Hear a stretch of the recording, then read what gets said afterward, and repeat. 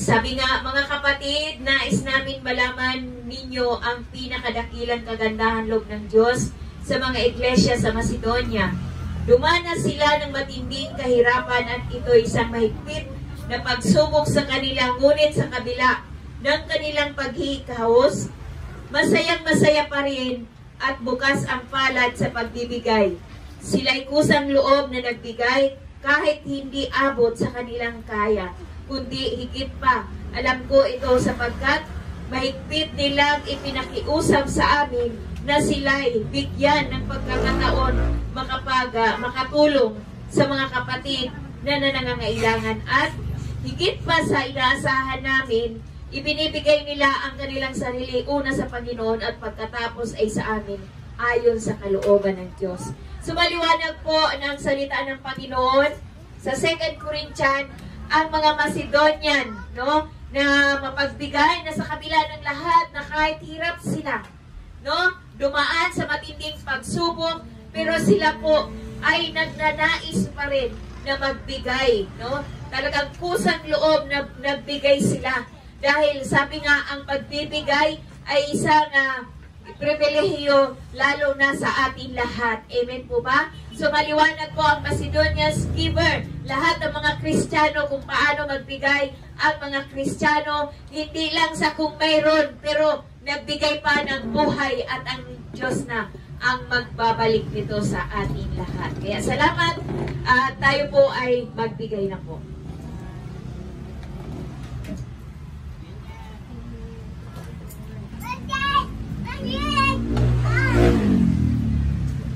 Very good yan. Very good. Good job. Very good yan.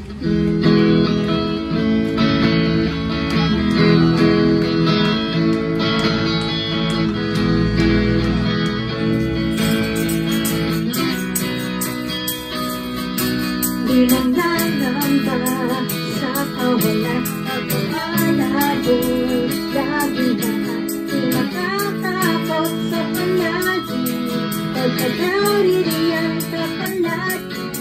Di matitinang sa pagsubok at pagsama mo.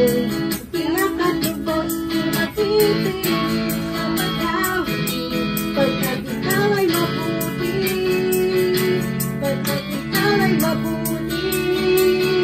Ikaw ang aking pasto, hindi magkukulang sa pagkat aking iba. Kaya may sagana at umaapak sa pagkat aking iba.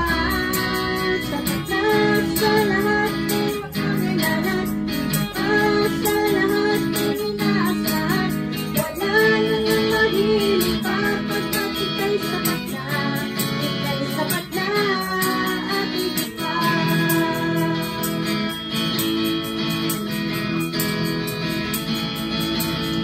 Nagdamba sa kawalan at akala mo dakilaan, nagtatakot sa palagi pagkakaririyan ka ng lagi. Di matitinang sa subok at pagsama mo'y hirap at lubos. Di mapipigil sa pag-awi pagkat ikaw ay mabuti. Pagkat ikaw ay mabuti. Ikaw ang aking pasto, hindi magkukulang sa pagkat aking iba. Kaya may sagana at umaapak sa pagkat aking iba. Sapat na sa lahat ng pangangailangan, iba sa lahat ng inaasahan. Wala nang mahilig pa pagkat ika'y sapat na, ika'y sapat na aking iba.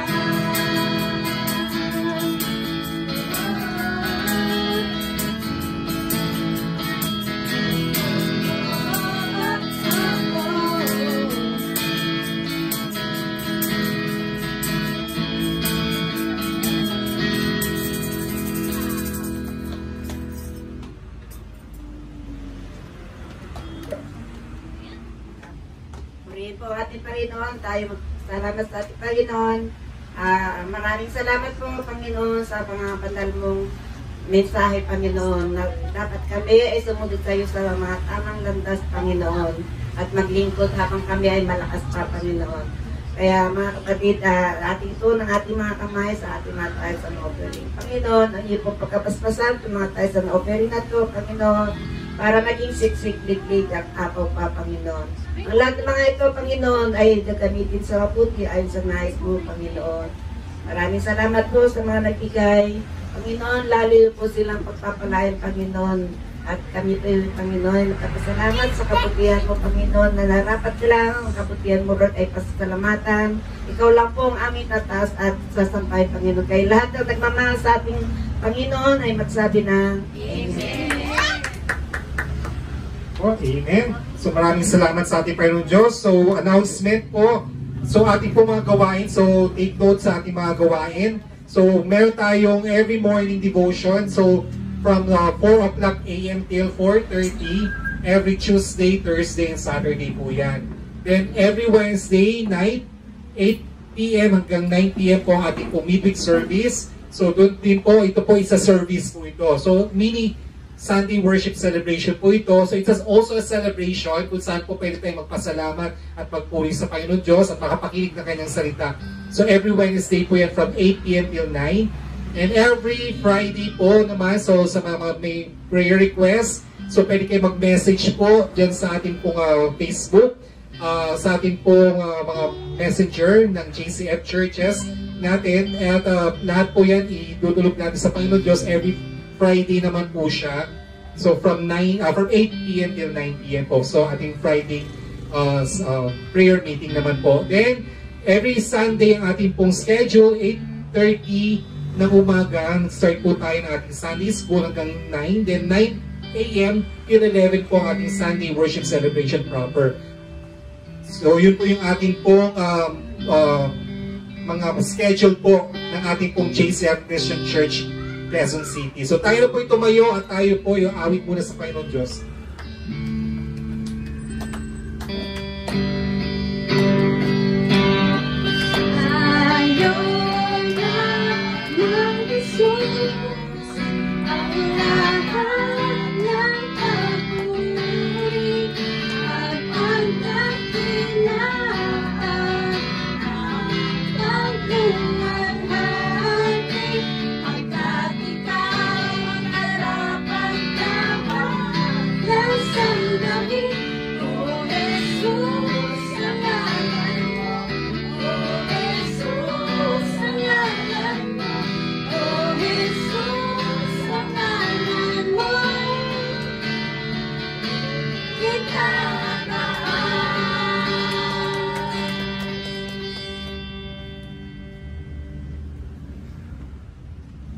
So Lord God, glory, hallelujah. Tayo po'y manalangin. Yes, O Lord God, Heavenly Father, we give you thanks, we give you praise, O Lord, sa umaga ito. Maraming salamat, O Lord, simula sa kanina po sa aming pong Sunday School hanggang sa aming pong Sunday Worship Celebration, Lord, nabusog kami ng lubusan, O Lord. Maraming salamat, Ama, sa bawat salita niyo po, Lord, na nagbibigay kalakasan sa aming kabusugan, O Lord, maging sa aming physical at maging sa, lalo-lalo na po, sa aming pong kaluluwa at sa aming pong spirito, Lord. Dalangin po namin, Lord, ang inyong pong banal na espiritu ang manahan sa bawat mga puso namin nang sa gawin po, Lord, maging kaganapan kami na inyong pong mandato na kami po ay magsisilbing kalakasan din po ng ibang tao na aming pong mga kasalamuha. Lord, pinanghawakan po namin ang Psalms chapter 139 verse 14 na kami po, we praise you, Lord, and we are fearfully and wonderfully made, O Lord. Dalangin po namin po ang aming pong mga kaluluwa ay sa inyo po namin po ibinibigay, O Lord. Kayo po nagpahiram nito sa bawat isa sa amin, Lord, nang sa gayon po mamuhay kami ng tama at ang aming pong feeling, O Lord, sa aming kapwa ay magbibigay kami ng pag-ibig sa kanila. Itaas sa ating mga kamay para tanggapin natin ang basbas sa Panginoon Diyos. Pagkabasbasan niyo nawa, Lord, sa pamamagitan niyo pong anak na si Yesu Cristo, Lord, maging ang kaaliwan ng banal na Espiritu, ang bawat mga kapatid namin po na nagsisipagtaas sa kanilang mga kamay, O Lord. Dalangin po namin, Lord, na babiyahan niyo kami ng pag-ibig at ng kapayapaan, O Lord. Dalangin po namin ang bawat isa sa amin po, Lord, mag-unite Bigyan niyo po ng magandang panahon ang bawat isa, O Lord, na kami po ay maging kaganapan sa aming pong paghahayo, sa aming pong paglabas, pansamantala sa aming pong pansamantalang tahanan ito. Dalangin po namin, Lord, na ang kaagapay niyo po, kami po bilang Kristiyano, bilang tunay na Kristiyano, Lord, maging kaganapan kami na magmisyon at kami po ay hayo upang ipalaganap ang inyong salita. Ama, maraming salamat po. Ito pong aming pong mga samot panalangin sa pamamagitan ng aming Diyos Amang nasa langit at ang iyong bugtong na anak na si Jesus at ang banal na Espiritu. Lahat na nagmamahal sa Diyos ay magsabi ng Amen at Amen. Magandang umaga po at sa Diyos po ang papuri. God bless po. God bless po. God bless po. God bless po sa lahat. God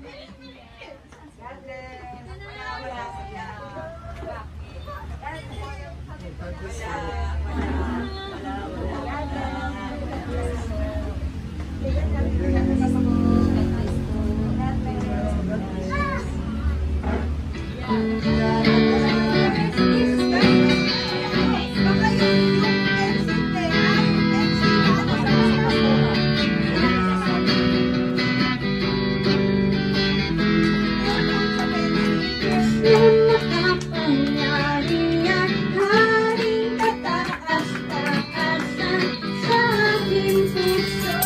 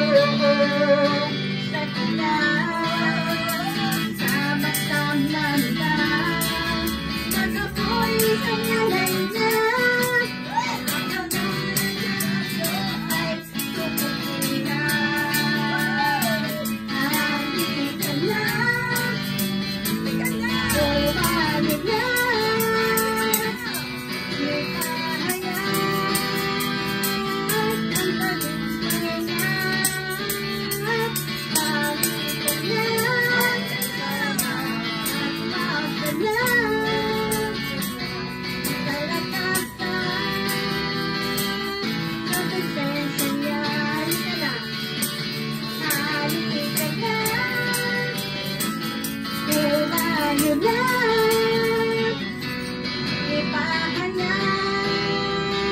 ang tagumpay na. Halika na at magulat, nagkasa sa presensya na. May ganda, may saya, may tumaas sa piling ng Diyos. Sapagkat hirap na isa ay nagandahon. May awit, may sayaw, at pagpuri para sa Diyos. Lahat ng gusto mo, pinapawag ng Diyos. Sa Diyos, ang loob na ay kapayapaan. Ang loob na ay nagkayakap. Ang loob na ay pinagkasal. Sa bawat pusong nakakatan, kaya't ang awit ng papuri, awit ng pasasalamat, at ang pagsamba.